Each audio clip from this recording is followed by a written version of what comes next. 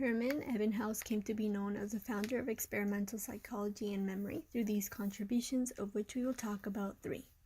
In 1879 to 1880, Ebbinghaus conducted a self-experiment where he created 2,300 nonsense syllable words containing three syllables such as SEF and DUP.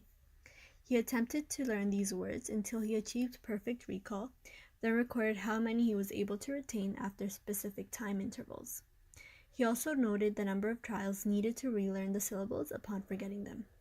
Results showed that relearning is easier than initial learning, and that it takes longer to forget material after each subsequent relearning phase. 3 years later, he repeated this experiment and published the results in Memory, a contribution to experimental psychology. Hermann Ebbinghaus is most famous for the forgetting curve, which shows that memory retention is 100% at the beginning, with forgetting happening quickly right after learning and slowing down over time. The forgetting curve led to the idea of savings and spacing effect. The savings effect suggests learning is more effective when it's spaced out over time rather than crammed into a single marathon study session, while the spacing effect suggests if you want to store information in your long-term memory, you must repeat this information after set time intervals.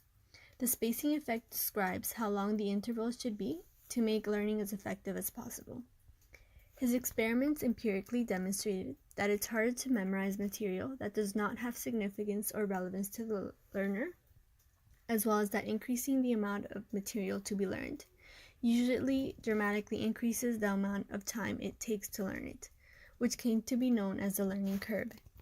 Ebbinghaus's contributions ultimately gave insight into effective learning strategies and gave way to studying the differences in human intelligence.